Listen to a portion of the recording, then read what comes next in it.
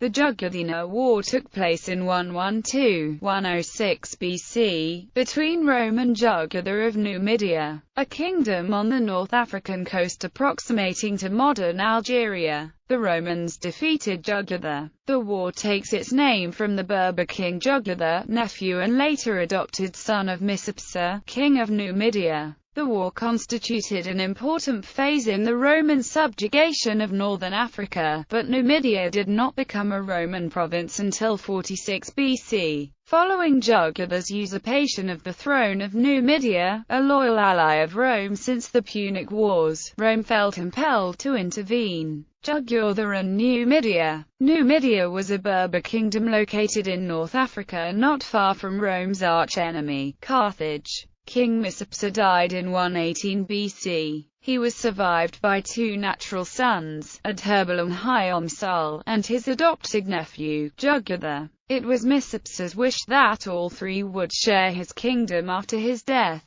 After King Micipsa's death, Jugurtha proved to be a ruthless and unscrupulous man who would do anything to achieve what he wanted, including murder, bribery, treachery, and assassination. Jugurtha learned Roman ways and military tactics while commanding the Numidian army under Scipio Aemilianus at the siege of Numantia. After Micipsa died, Jugurtha ordered Hyamsal assassinated and Adherbal fled to Rome for assistance against his half-brother. A Roman commission was sent to Numidia in 116 BC to make peace and divide the country among the two brothers. However, Jugurtha bribed the Roman officials in the commission, and the best regions of Numidia were given to Jugurtha. Nevertheless, it was accepted and peace was made. Shortly after, in 113 BC, Jugurtha provoked a war with his brother and cornered Adherbal in Adherbal's capital city of Cirta. Adherbal along with the Italians living there resisted.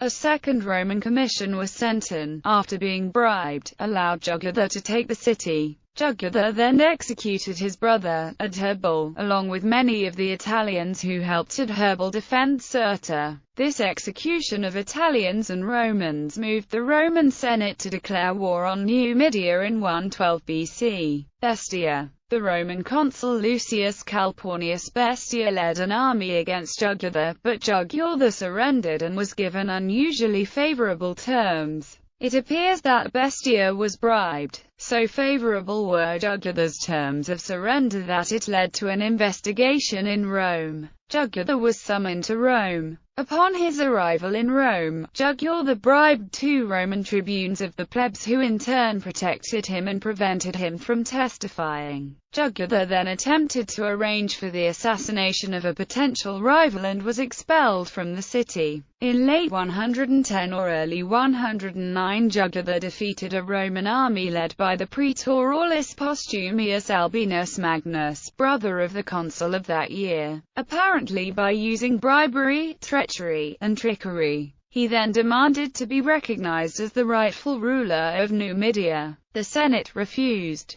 Metellus. The consul Quintus Caius Aelius Metellus was sent to North Africa to defeat Jugurtha. For his efforts, Metellus was later given the title Numidicus. Quintus Caius Aelius Metellus was honest and able as a commander, but was buying time in order to maximize his glory when he did actually defeat them. His successful war plan was to destroy Jugurtha's supply lines, and this forced Jugurtha to guerrilla tactics. An internal Roman struggle developed between Metellus and his subordinate commander, Gaius Marius. Metellus permitted Marius to return to Rome and Marius was elected consul in 107 BC. Metellus was fully aware of Marius' ambitions in Roman politics, and refused for days to allow him to sail to Rome and stand for the consulship.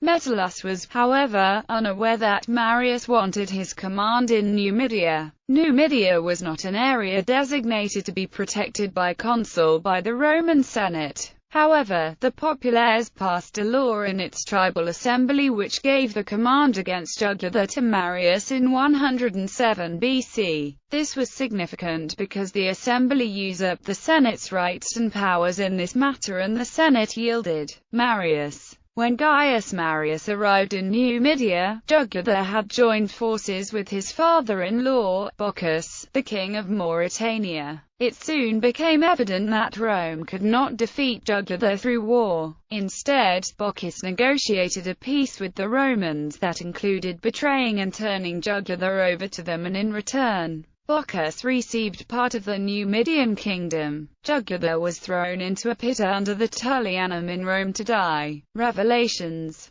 The Jugurthine War clearly revealed the problems of the Republic at that time. The fact that a man such as Jugurtha could rise to power by buying Roman military and civil officials reflected a Roman moral and ethical decline. Romans now sought individual power, often at the expense of the state, also displayed by Marius's rise to power by ignoring Roman traditions. These events were also observed by Marius's quaestor, Lucius Cornelius Sulla, who later came to rival Marius in the first of the great civil wars of the late Republic. The beginning of this rivalry, according to Plutarch, was purportedly Sulla's crucial role in the negotiations for an eventual capture of Jugurtha, which led to Sulla wearing a ring portraying the capture despite Marius being awarded the victory for it. The Roman historian Sallust wrote a monograph, Bellum Jugurthinum, on the Jugurthine War, emphasizing this decline of Roman ethics, and placed it, along with his work on the conspiracy of Catiline, in the timeline of the degeneration of Rome that began with the fall of Carthage and ended with that of the Republic. He is one of our most valuable sources on the war, along with Plutarch's biographies of Sulla and Marius.